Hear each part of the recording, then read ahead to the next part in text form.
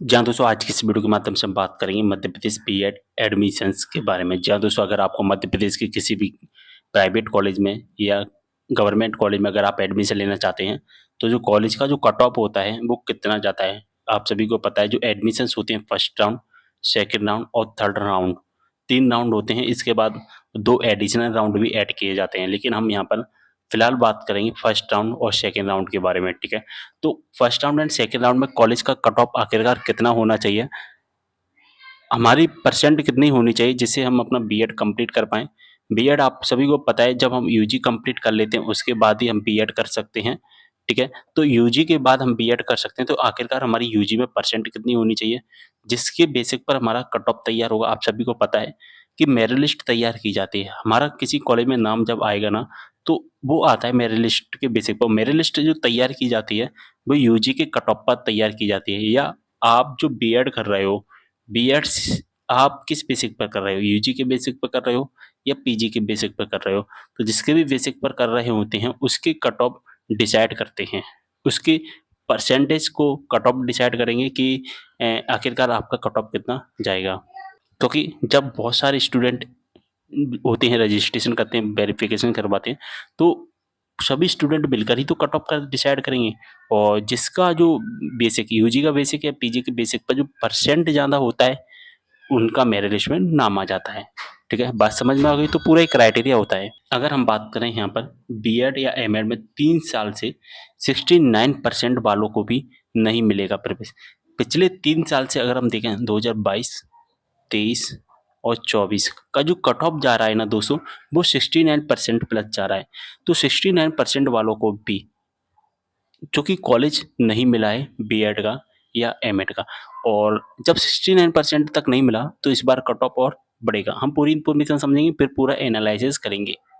BEd course की demand का अंदाजा इस बात से लगाया जा सकता है कि देवी अल्लाह विश्वविद्यालय से संबद्धता प्राप्त 69 कॉलेजों की 7,150 सीटों का कट ऑफ पिछली बार अगर हम बात करें 70% के पार रहा था। यानी कि जिसका यूजी में 70% से ज़्यादा परसेंट थी, ठीक है, यूजी में, उनका ही उनका ही मेरिट लिस्ट में नाम आया, उनको ही कॉलेज कट ऑफ जो कि अलॉट किया गया है। 69% वाले छात्रों को किसी कॉलेज में प्रवेश नहीं मिला था। जी हाँ दोस्तों, जिनका 69% था, उनको देवी अल्लाह विश्वविद्यालय, यानी कि देवी अल्लाह विश्वविद्यालय से जितने भी संबद्ध कॉलेज हैं, जिनमें 7,150 सीटें, 7,150 सीटों में 69% वालों को किसी को भी बीएड करने का मौका नहीं मिला।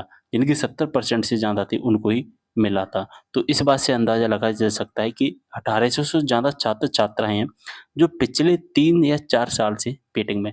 तो 1800 या हम 2000 अगर हम कहीं भी, तो 3-4 साल से वेटिंग में ही चल रहे हैं।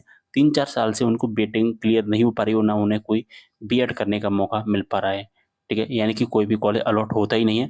वे हर साल रजिस्ट्रेशन तो करवाते हैं, लेकिन कोई भी कॉलेज उन्हें अलॉट नहीं होता है। जानकारों के अनुसार अगर हम बात करें इस साल, तो कट ऑफ 71 से 72% के बीच में रहेगा। अगर आप फर्स्ट राउंड में एडमिशन लेना चाहते हैं, फर्स्ट राउंड में, तो हमारा जो कट ऑफ अगर हम फिर भी कम कर लें थोड़ा-सा, 70 से 72% के बीच में रहेगा। अगर आपकी इतनी परसेंट है ना, तो आप अपने आप को सेफ ज़ोन में रख सकते हैं। जी हाँ दोस्तों, सेफ ज़ोन में अपने आप को रख सकते हैं। अगर हम सेकंड राउंड में बात करें, सेकंड राउंड में अगर हम बात करें, तो 65% तक जा सकता है। हम कन्फर्म नहीं कहेंगे, 65% तक जा सकता है। अब सभी यूनिवर्सिटीज़ वाइज़ भी अलग-अलग जाता है, जैसे कि जीवाजी यूनिवर्सिटी का थोड़ा अलग जाता है, और देवी अल्लाह यूनिवर्सिटी का जो कट ऑफ होता है, याद रखना, जो भी देवी अल्लाह यूनिवर्सिटी के स्टूडेंट है, इसका कट ऑफ सबसे ज़्यादा जाता है। सबसे कम कट ऑफ जाता है जीवाजी विश्वविद्यालय का।